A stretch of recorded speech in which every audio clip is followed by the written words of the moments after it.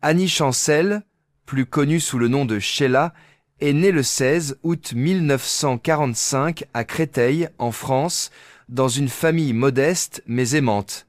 Fille unique d'André Chancel, marchand de bonbons en banlieue parisienne, et de Micheline Gauthier, Sheila a grandi dans un milieu modeste, où les valeurs familiales traditionnelles étaient primordiales.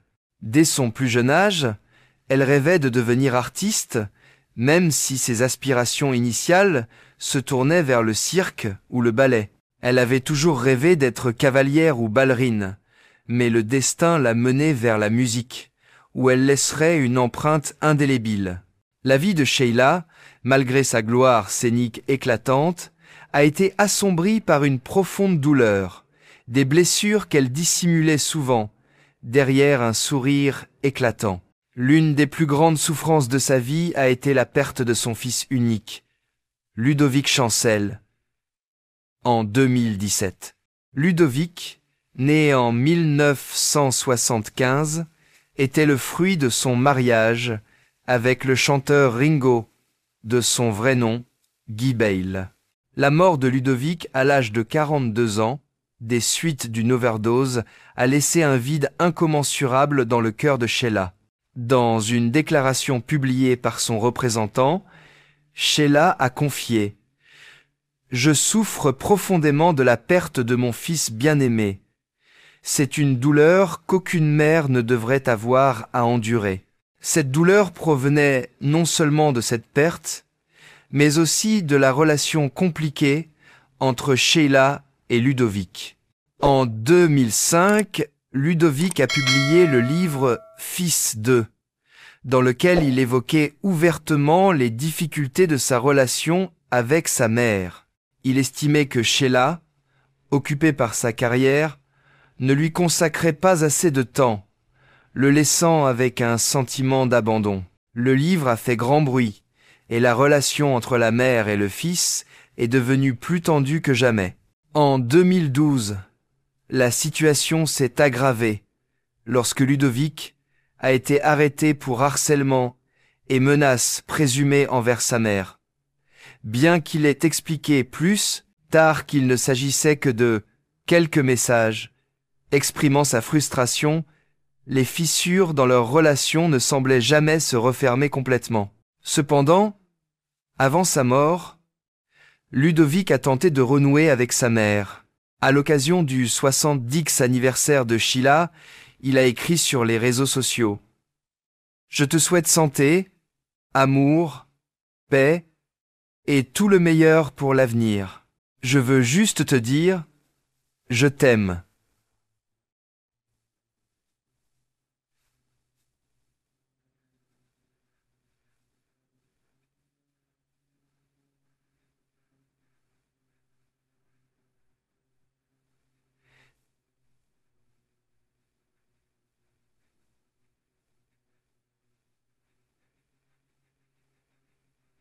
Outre la douleur de la perte de son enfant, Sheila a également connu de graves problèmes de santé au début de sa carrière.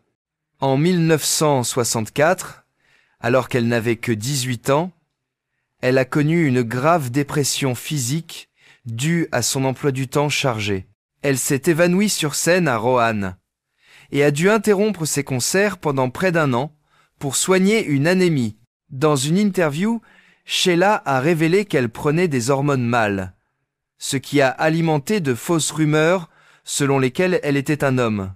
Ces rumeurs l'ont non seulement affectée mentalement, mais ont également mis une pression considérable sur sa carrière naissante. Je ne pesais que 45 kilos, j'avais l'impression de fondre, mais je savais qu'il me fallait être forte pour surmonter cela, a-t-elle confié. Les difficultés familiales ont également marqué le parcours de Sheila. Ses parents, malgré leur amour pour elle, ont travaillé sans relâche pour maintenir la famille à flot. Leurs difficultés ont inculqué à Sheila la valeur de la persévérance et du travail acharné dès son plus jeune âge. Cependant, lorsqu'elle est devenue célèbre, la pression de la célébrité et les attentes du public l'ont parfois laissée seule. comme si personne ne la comprenait vraiment.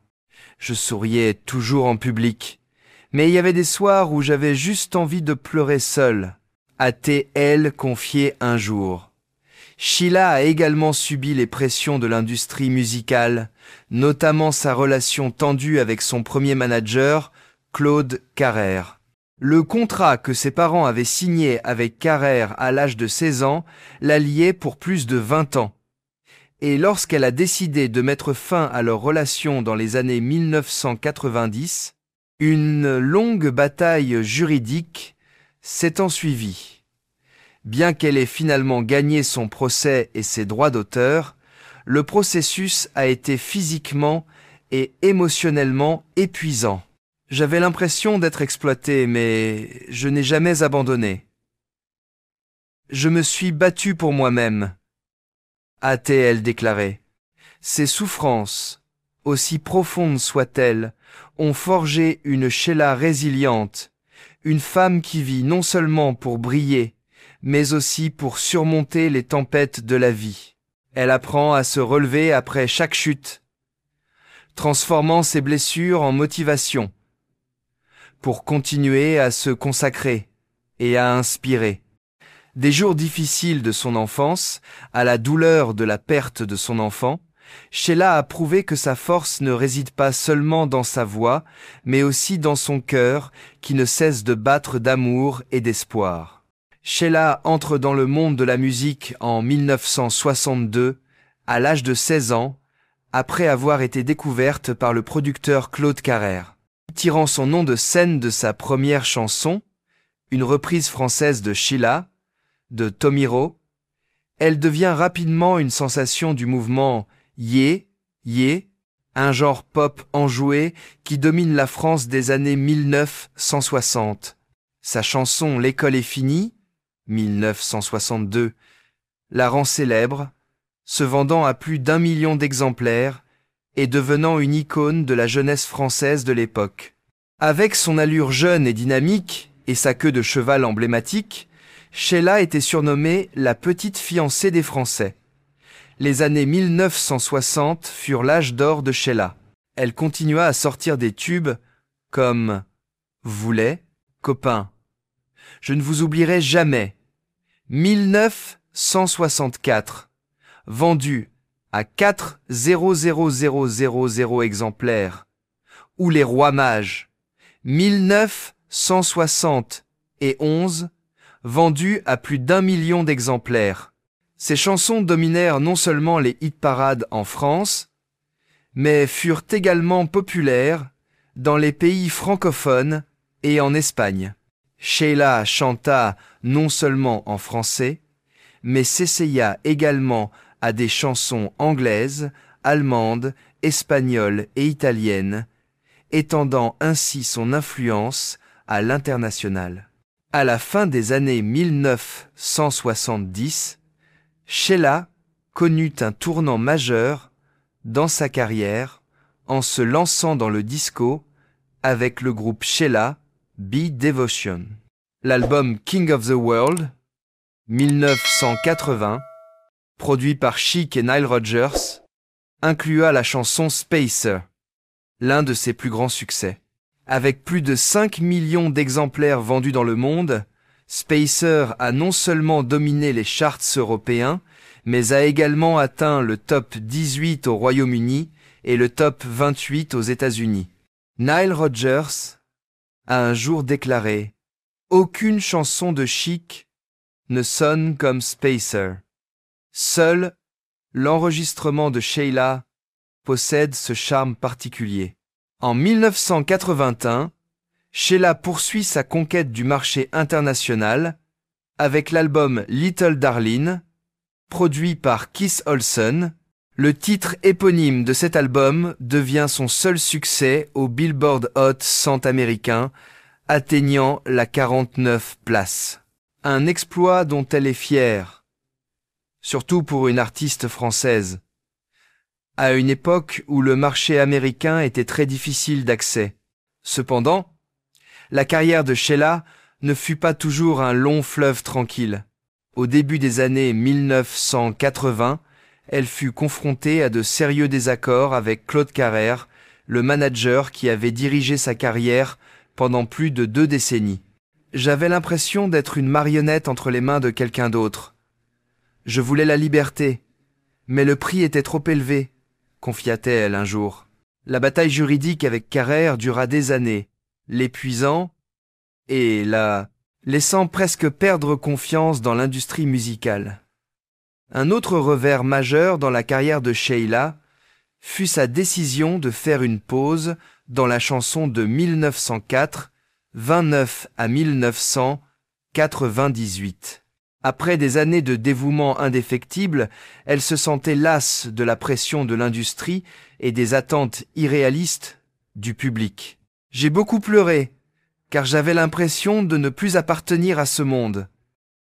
J'avais besoin de temps pour me retrouver, confia-t-elle. Pendant cette période, Sheila se consacra à l'écriture, à l'animation télévisuelle et s'essaya même à la sculpture, mais la musique resta une partie intégrante de son cœur. Le retour de Sheila en 1998 marqua une étape importante. L'album, une compilation de tubes réenregistrés et de nouvelles chansons, devint disque d'or en 1 mois. L'album Dance 1999 suivit ce succès, prouvant que Sheila était toujours d'actualité après près de 10 ans d'absence. Ses prestations à l'Olympia en 1998 et 2002, ainsi que des tournées comme la Tournée des Idoles, en 2009 et 2010, ont confirmé son statut d'icône irremplaçable. En 2012, Sheila a célébré ses 50 ans de carrière avec une prestation spectaculaire à l'Olympia et la sortie de l'album Solide. Elle a également reçu la Victoire de la musique en 2013, une reconnaissance bien méritée pour son long parcours. En 2019, elle a créé la surprise en participant à la version française de Masked Singer en tant que candidate déguisée en écureuil. Bien qu'éliminée lors du 2e épisode, son apparition a surpris et ému le public. Les larmes de Sheila n'étaient pas seulement dues à ses échecs, mais aussi à ses efforts incessants pour les surmonter. Elle a un jour confié qu'il y avait des soirs où elle était assise en studio d'enregistrement, essayant de perfectionner une nouvelle chanson, pour finalement se rendre compte qu'elle se battait contre ses propres limites.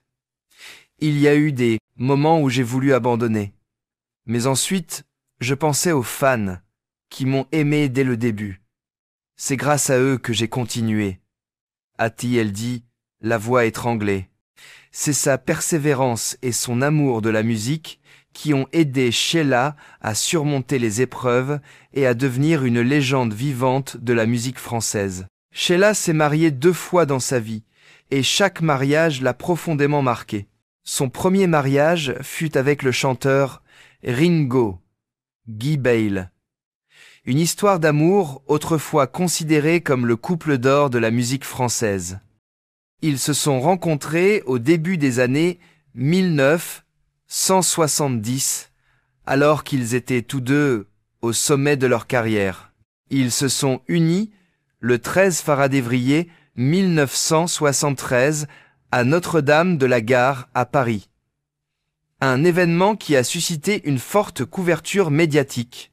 Ensemble, ils forment le duo Sheila, Ringo, devenu célèbre grâce à leur tube Les Gondolaises à Venise, une chanson romantique qui a conquis le public.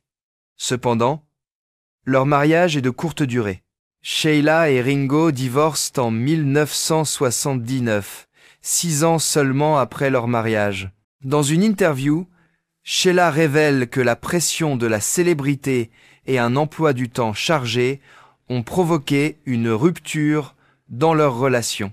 Nous nous aimions, mais nous ne pouvions pas surmonter les pressions auxquelles nous étions tous les deux confrontés. J'ai beaucoup pleuré lors de notre rupture, mais je savais que c'était pour le mieux, confie-t-elle. Sheila épouse en secondes noces Yves Martin, compositeur et producteur de musique, rencontré en 1983.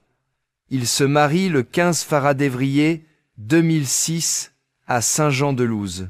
Yves est non seulement son partenaire de vie, mais aussi son partenaire de carrière, aidant Sheila à créer des albums salués par la critique, comme On dit 1983. Leur relation était fondée sur le respect et la compréhension mutuelle, et Sheila félicitait souvent Yves pour lui avoir apporté la stabilité dont elle avait toujours rêvé. Cependant, ces dernières années, Sheila a vécu un choc majeur lorsqu'on lui a diagnostiqué une maladie grave. Bien que les détails de la maladie d'Yves n'aient pas été rendus publics, Sheila a confié lors d'une interview que recevoir ce diagnostic lui avait fait l'effet d'un coup de poignard en plein cœur. Elle a raconté qu'il y avait des jours où elle était assise à côté du lit d'hôpital d'Yves, lui tenant la main et pleurant, non pas par peur de le perdre, mais parce qu'elle se sentait impuissante, incapable de soulager sa douleur. J'ai toujours pensé être forte, mais en voyant quelqu'un que j'aimais souffrir, j'ai réalisé que j'étais plus faible que je ne le pensais. A-t-elle confié, la gorge serrée. Malgré cela, Sheila a essayé de rester positive, passant du temps à prendre soin d'Yves et continuant à se consacrer à la musique pour surmonter sa douleur. La relation entre Sheila et Yves Martin est une histoire d'amour durable, mais non dénuée de côté sombre. Dès les premières années de leur relation, Sheila et Yves ont marqué des étapes importantes de leur carrière commune. Yves étant à l'origine de chansons comme Tango et Emmenez-moi. Cependant, Sheila a admis que concilier amour et travail n'a pas toujours été facile. On travaille ensemble, on vit ensemble, et parfois, ça nous fait oublier comment s'aimer comme des gens normaux. A-t-elle confié. Un aspect négatif majeur de leur mariage était la pression de la célébrité de Sheila. Bien qu'Yves l'ait toujours soutenue, il se sentait parfois éclipsé par sa célébrité. Lors d'une rare conversation, Yves a dit un jour « J'aime Annie, mais parfois j'ai l'impression de faire partie du monde qu'elle a créé. Je dois apprendre à l'accepter. » Ces mots ont mis Sheila mal à l'aise, car elle savait que sa carrière avait involontairement créé une distance dans leur relation. Cependant, Sheila et Yves ont réussi à surmonter ces difficultés en s'accordant des moments d'intimité, loin des projecteurs. Ils voyageaient souvent ensemble, notamment dans la paisible campagne française, où ils pouvaient vivre comme un couple normal. Nous n'avons besoin de rien d'extraordinaire. Juste passer une soirée ensemble, écouter de la musique et discuter, je suis heureuse, confiait Sheila. Ce sont ces moments simples qui ont contribué à renforcer leur amour au fil des ans. Sheila, avec une carrière de plus de 6 décennies et plus de 85 millions de disques vendus dans le monde, est considérée comme l'une des artistes les plus célèbres de l'histoire de la musique française. Bien qu'aucune information précise ne soit disponible sur sa fortune, on estime que sa fortune en 2025 pourrait atteindre des dizaines de millions d'euros. Grâce à ses ventes de disques, ses concerts, ses contrats publicitaires et ses royalties. Sheila possède plusieurs propriétés en France, dont un appartement de luxe à Paris et une maison de vacances en Provence, où elle se détend souvent. Elle posséderait également une précieuse collection d'art, notamment des sculptures qu'elle a créées elle-même pendant ses années loin de la scène. Sheila a également investi dans plusieurs petites entreprises, comme une ligne de vêtements à son nom, inspirée des styles yé et disco des années 1960 et 1970. Ces investissements, bien que peu médiatisés, lui ont permis de maintenir un niveau de vie confortable. Malgré sa fortune considérable, Sheila a toujours fait preuve de modestie. L'argent ne fait pas tout. J'apprécie ce que j'ai, mais le plus important pour moi, c'est ma famille et la musique, a-t-elle déclaré lors d'une interview. Elle fait également régulièrement des dons à des associations caritatives, notamment celles qui soutiennent les enfants défavorisés et la recherche médicale, afin de témoigner sa reconnaissance pour les opportunités que la vie lui a offertes. La famille de Sheila, et plus particulièrement ses parents, André et Micheline, ont toujours été son plus grand soutien spirituel, même s'ils n'ont pas vécu assez longtemps pour vivre ses plus grands chagrins. Durant les premières années de sa carrière, ses parents étaient souvent à ses côtés, fiers de la célébrité de leur fille. Cependant, ils craignaient aussi que les projecteurs ne la fassent perdre son identité. « Nous voulions juste qu'Annie soit heureuse. La célébrité, c'est bien, mais ça peut aussi être un fardeau, a dit un jour sa mère. » Après la mort de Ludovic, les membres de la famille de Sheila, dont ses cousins et amis proches, ont tenté de la réconforter. Un cousin de Sheila a confié « Annie était forte, mais la mort de Ludovic l'a changée. Elle ne parlait pas beaucoup de sa douleur, mais nous savions qu'elle souffrait. Nous avons simplement essayé d'être là pour elle, de lui faire savoir qu'elle n'était pas seule. » Les amis proches de Sheila ont également révélé qu'elle se rendait souvent sur la tombe de Ludovic et y passait du temps à parler à son fils pour trouver du réconfort. Yves Martin, le second mari de Sheila, a également joué un rôle important pour l'aider à surmonter sa tristesse. Même s'il était lui-même confronté à la maladie, Yves a toujours essayé d'encourager Sheila. « Nous avons traversé beaucoup d'épreuves et nous continuerons à les traverser ensemble. Ne laissez pas la tristesse vous vaincre. » Ces mots, bien que simples, sont devenus une grande source de motivation pour Sheila, la poussant à continuer à vivre et à contribuer.